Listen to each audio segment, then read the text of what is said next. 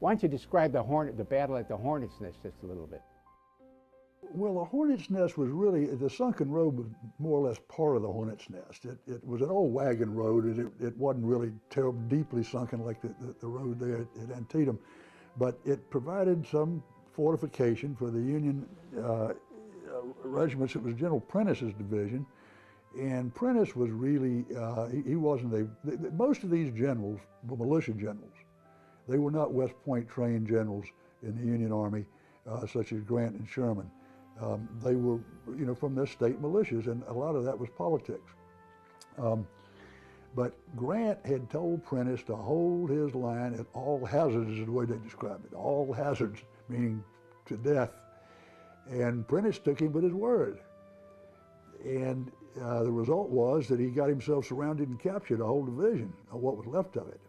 But he stood and he fought all afternoon, in that all morning and all afternoon, in that what they call the Hornet's Nest, which was, caused because there was so many bullets going back and forth. It was like the hornets, because the bullets would make a zinging sound in the air. 6 hours, I think you said, that battle lasted, and ultimately the Confederates overran it only by having three other major figures, Beckinridge, and was it Johnston, and I forgot who they all were, lead a charge. Yeah, General Johnston, he was having trouble with a Tennessee regiment. Somebody came back and said this regiment doesn't want to fight. It was one of Beckinridge's regiments. And so Beckinridge went down there. Beckinridge had been, oddly enough, the vice president of the United States, and he was a Confederate general.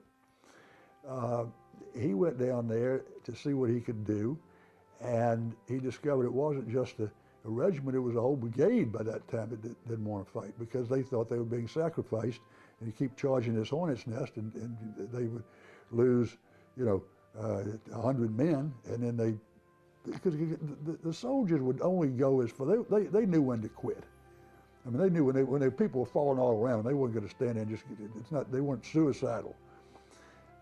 In any case, Johnston went down there, and he talked to the men. He rode on his horse up and down the line, and he said, "Men, will you follow me? I'll lead this charge."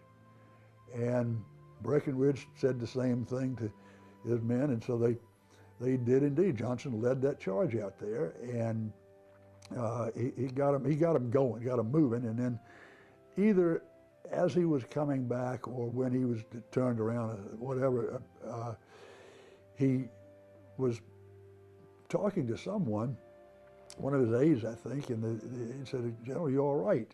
And he said, "I'm fine." And a moment later, he began to sort of topple in his saddle.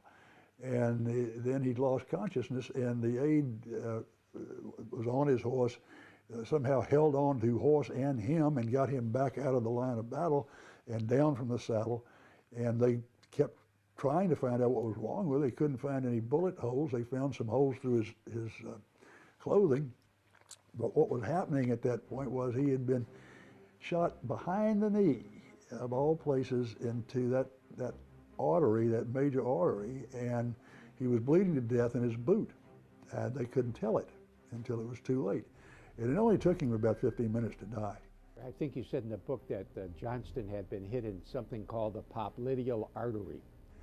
If he'd had his surgeon there, and he had a personal surgeon, he would have lived, because the surgeon would have immediately known to tourniquet, tie a tourniquet, and stop that flow of blood. But he had sent the surgeon off to tend to some wounded Yankee prisoners, all ironic things. And so one of the aides was the governor of Tennessee, Isham. And he didn't know what to do. And suddenly the commanding general of the Confederate Army is dead. And the command devolved on General Beauregard. This excerpt is brought to you by the Massachusetts School of Law, the leader of reform in legal education and a leader in multimedia education for the public. To view the full interview and for a full listing of MSL's programs, log on to mslaw.edu.